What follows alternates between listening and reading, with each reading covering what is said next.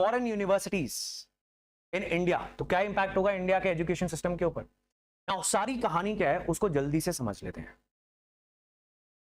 पहले Indians global universities में अच्छी पढ़ाई करने के लिए जाते थे। देन व्हाट हैपेंड, बहुत सारे इंडियंस जाने लग गए बिकॉज इंडियंस असल में पढ़ाई नहीं करने जा रहे थे, वो तो वीजा लेना चाह रहे थे।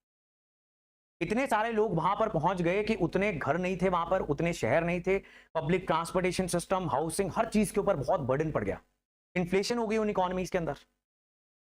बट अब उन देशों की यूनिवर्सिटीज और कॉलेज चल ही गरीब देशों के बच्चों के सर पे रहे थे, बिकॉज वहां पर तो पॉपुलेशन ग्रोथ बहुत साल पहले कम हो गई थी, younger population was very less, right? They were not having young population जिनकी वो एडमिशंस करें। फिर यंग पॉपुलेशन उठ उठ के आने लग गई वीजा लेने के लिए, काम करने के लिए, तो फिर इनकी यूनिवर्सिटीज और कॉलेजेस चलते रहे। अब क्या हुआ, इतनी इन्फ्लेशन, हाउसिंग प्रॉब्लम, ये सारे क्राइसिस हो गए, सभी देशों ने वीजास बंद कर दिए।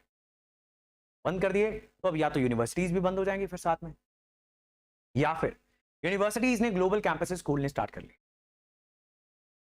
ठीक बात है जी, ये उनकी कहानी। हमारी क्या कहानी है कि हम अच्छे इंस्टीट्यूशंस नहीं बना पाए। All the Asian countries, all the African countries, we don't have globally acclaimed higher educational institutions. अच्छे institutions हमारे पास नहीं है, right? Very rare, सिंगापुर में मिल जाता है या इंडिया में बहुत सारे मिल जाते हैं, उसकी सीट्स के लिए इतनी मारो मार है। सिर्फ कॉलेज नहीं बने इसलिए पूरी की पूरी कोचिंग इंडस्ट्रीज खड़ी हो गई, सिर्फ कॉलेज नहीं बने। अगर इजीली इतने सारे IITs होते, हर स्टेट में 2 होते 3 होते, तो शायद इतनी मारो मार ना होती कोचिंग में, हर बंदा ही एडमिशन कर लेता फिर तो। ठीक बात है। So that is what has happened. We don't have good colleges. They are very good when it comes to their educational standards and they need us.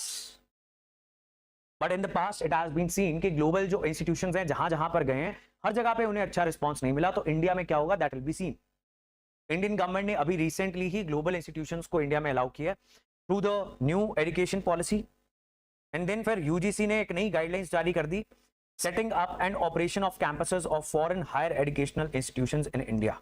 Regulations यानी रूल्स, राइट? कि क्या रूल्स रहेंगे if you want to set up campus of any university, global university in India. ठीक बात है। If you remember कुछ दिन पहले भी ये डिस्कस किया था, उसमें स्टैंडर्ड्स भी लिखे हुए थे that you are supposed to be top 100, right? So that is eligibility criteria.